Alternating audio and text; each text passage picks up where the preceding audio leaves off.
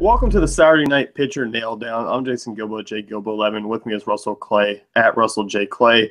Taking a look at the 5-game night slate and talking pitchers on both DraftKings and FanDuel. Two arms. I mean, you got Jose Fernandez and John Lester, and then you got some stuff to figure out down below. Yeah. And I mean, 5-gamer, so there's going to be a lot of chalk, but I'm not sure these top guys are in great spots. I think there are some interesting pivots that when we get into it, there are some ways to sort of shift this up and down and sort of maybe pay up for a Mike Trout or something like that. Look at the first one here, and it's Rangers and Astros in Houston. Houston minus 150 favorites. Cesar Ramos over under of 9. Mike Fiers. This is not one of those games we're looking to pivot to. No. You're looking to definitely get some exposure to this game, and we can kind of gloss right along. Yeah, again, I think the Rangers are a nice contrarian stack on this slate. I don't think Fiers is a strong arm, and obviously Ramos is not someone you want to touch against Astros team that's projected for 5 runs. So yeah, you're not touching either of those guys. No, you're looking at a lot of those Houston right-handed bats against the lefty Ramos there. Right. 7:15 Cubs and Giants, and John Lester on the hill. Matt Cain, Chicago minus 145 favorites. Over under 7. Obviously, a great ballpark to pitch in for both these guys. John Lester, I mean, the one thing, yes, he's far one of the consistent arms on the slate with, I mean, really probably the consistent arm on the slate because Fernandez has really been only solid for the last 2 starts or so. You just look at that price tag, you look at this Giants offense, they really don't strike out a ton. I mean, 18% against lefties, and that's the only one thing. I mean, the downside might, or the upside might not quite be there, but overall consistency-wise, I think he's still one of the better pitchers to target, really, in cash games. Right, consistency is there, but you just go through that Giants lineup, and the strikeout upside just really isn't there, and you could see a guy getting a walk here, getting a single here, and they kind of just chip away at you as the game goes on. So I obviously like him. He's the second best pitcher on the slate. And you're probably not playing cash anyway. But I don't know. Like, he doesn't have that 30 to 35 point upside in this game, I don't think. He's more in that 25, 23, 27 range on DraftKings. That's pretty steep. You think? Yeah. In terms yeah. of high-end range of outcomes? Yeah, I mean, 17 to 20 is kind of where I see him probably finishing, and I think that's a pretty logical projection for him. Okay, especially kind of coming away with a win, but I don't think it's going to be pretty. No, I don't think it's going to be pretty. I was saying his ceiling for reference sake. Yeah, okay.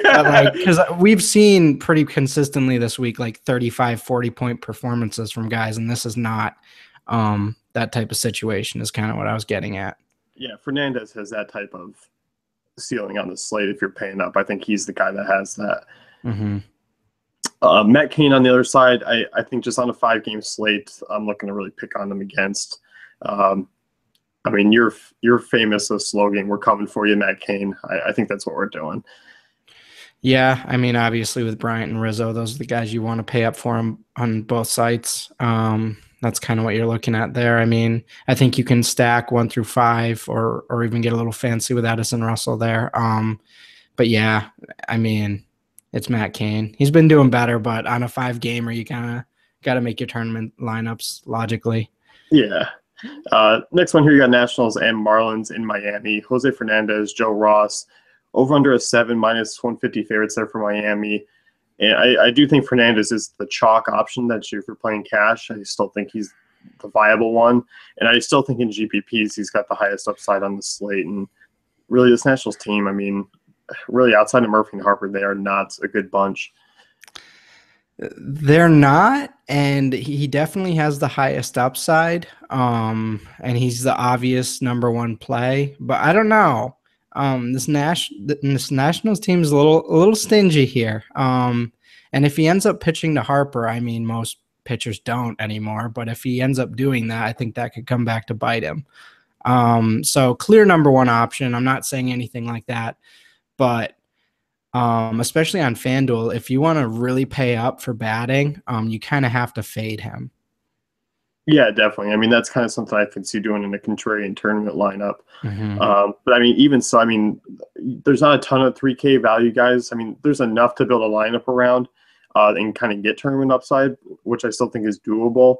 You look at Fernandez. I mean, he's owned Washington this time, and they do have an average strikeout rate. So I think I'm leaning on him definitely in cash games if I break down and end up playing cash games, but I still think I'm going to have some tournament shares. Right. Rossi on the other side, an intriguing arm just because it is a 5-game slate. He's kind of been coming back down to earth a little bit here, but still, I mean, there's a lot to like about him. I mean, a decent swinging strike rate. He's starting to become a little bit tough. Run lefties are still hitting him a little bit hard, which is kind of concerning. But 20.5% strikeout rate, this Marlins team sitting in the middle of the league over the last 2 weeks. I could see him at his price tag kind of being a contrarian GPP option. Yeah, because it's a 5-game slate. I don't think I'm really in on him though. The odds of him getting a win is pretty low. So, I think I'd rather go with a few other options, but I mean, obviously in play. Mm-hmm. Orioles and Angels here. Kevin Gausman, Matt Schumacher, over under of 8. Mm-hmm. Baltimore minus 125 favorites, and this Angels team has been quietly coming around, and starting to put some runs up on the board. Trout's obviously hitting well. They're getting some guys on in front of them, which is nice. Cole Calhoun's been a big piece. Gausman, I think, is still a guy who's in play just because this Angels offense for majority of the season has been pretty mediocre. And in that ballpark, I think he could be a cheap guy to kind of come away with a win and a nice quality start. Right. This is one of the guys I'm actually looking at realistically in that mid to low tier. I think he has a reasonable shot at having a decent outing. I mean, expectations can't be too high, but as long as he gets through Trout, I mean, most of that lineup other than Cole Calhoun has been struggling. So I'm in on him, pretty reasonably priced, and then you can really pay up for a Houston stack or the Cubs stack or a really expensive stack. So that's kind of what you're looking at there.